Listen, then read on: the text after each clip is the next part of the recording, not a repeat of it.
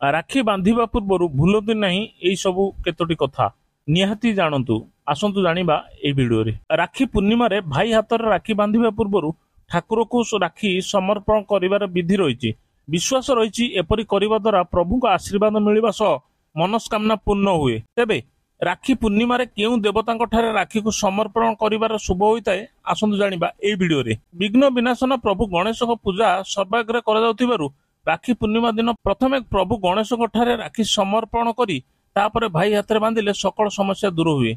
जो मानकर भाई नांदी सेमाने भी चाहिए प्रभु गणेश को भाई स्वरूप राखी बांधि पारिबे। एही पवित्र दिन में प्रभु श्रीकृष्ण को मध्य राखी बांधिबा शुभ होता है। राखी पूर्णिमा रे देवदेव महादेव को प्रथमे राखी समर्पण करी तापरे भाई हाथ में राखी बांधिले मनस्कामना पूर्ण होगा सह भाई को जीवन में सुख शांति भरी जाए बोली विश्वास रही। यही शुभ दिन में प्रभु हनुमान को राखी समर्पण कले भाईर जातक मंगल दोष दूर होगा सह बल बुद्धि प्राप्त हुए। अन्य पक्षे नाग देवता को राखी समर्पण कर शुभ होता है। यह सर्प दोष भाई को रक्षा करता है बोली विश्वास रही। दर्शक बंधु वीडियोटी जदि भल लगुच तेज लाइक शेयर कमेंट करूँ।